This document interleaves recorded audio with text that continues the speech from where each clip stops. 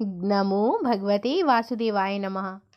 यह माघ का महीना चल रहा है। माघ के महीने में श्री विष्णु भगवान की कथा पढ़ने का बहुत ही अधिक महत्व है। आज के इस वीडियो में हम भगवान विष्णु की ही एक पौराणिक कथा, जो कि बहुत ही अच्छी कथा है, सुनेंगे। जो है, जब शिव का घर विष्णु जी ने ले लिया, ये कथा है। और जब विष्णु जी ने शिव जी को मुश्किल से बचाया और अंत में विष्णु जी शिव भक्ति की एक दिल को छू लेने। ओम नमो भगवते वासुदेवाय नमः। यह माघ का महीना चल रहा है। माघ के महीने में विष्णु भगवान की कथाएं सुनने का बहुत ही अधिक महत्व है। माघ के महीने में हम अपने चैनल पर माघ मास में महात्मा की कथाएं लेकर के आ रहे हैं। आपको हर सुबह मेरे चैनल पे माघ मास की कथा का वीडियो सुनने को अवश्य मिलेगा। आरंभ करते हैं माघ मास की आज की कथा, जो कि भगवान विष्णु और भगवान शिव जी की है। आरंभ करते हैं आज की ये कथा। क्या आप बद्रीनाथ की कहानी जानते हैं? यह वो जगह है जहाँ शिव और पार्वती रहते थे।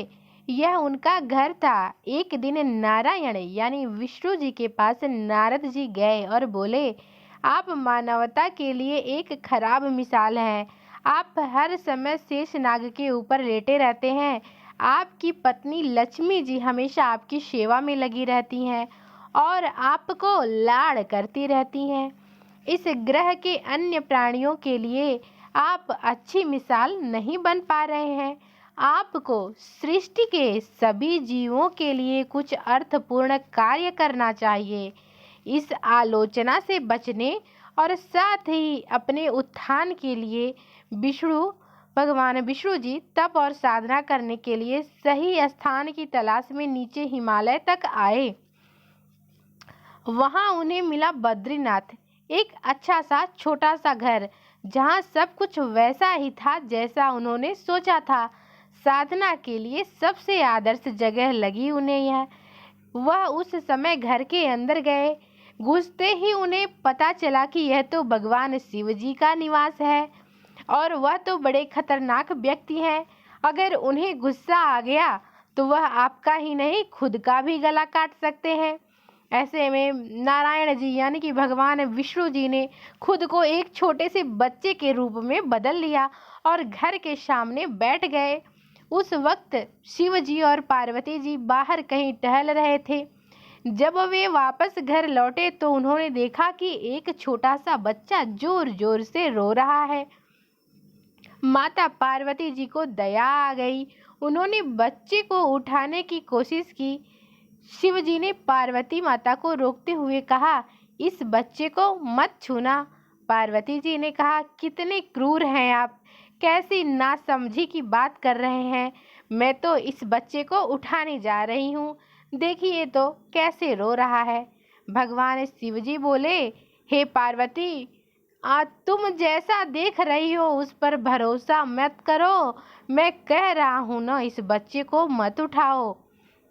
बच्चे के लिए माता पार्वती की स्त्री सुलभ मन की भावना ने उन्हें शिव की बातों को नहीं मानने दिया।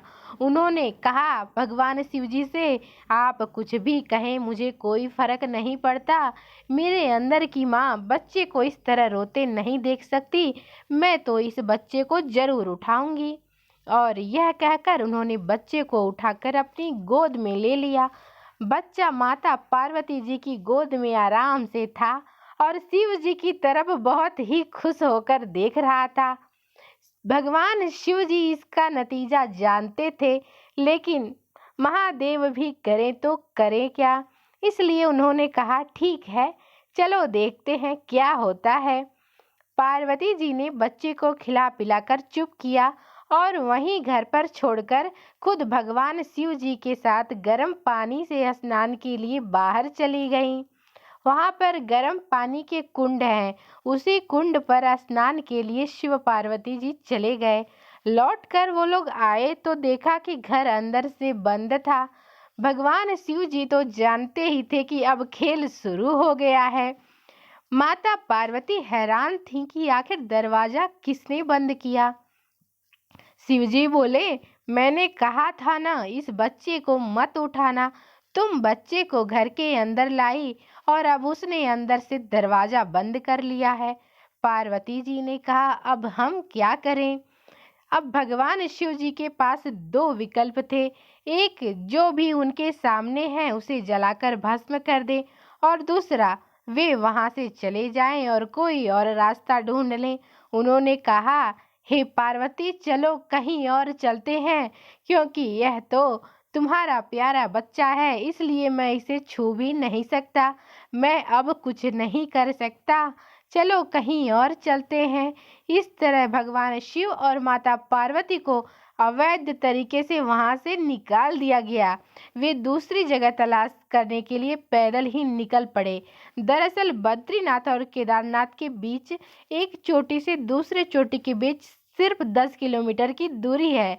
आखिर में वह केदार में गए और इस तरह भगवान शिव जी ने अपना खुद का घर खो दिया। आप पूछ सकते हैं कि क्या वह इस बात को जानते थे? आप कई बातों को जानते हैं, लेकिन फिर भी आप उन बातों को अनदेखा कर उन्हें होने देते हैं। इसी के साथ माघ मास महात्म्य अध्याय 2 की कथा समाप्त होती है। ओम नमो भगवते वासुदेवाय नमः।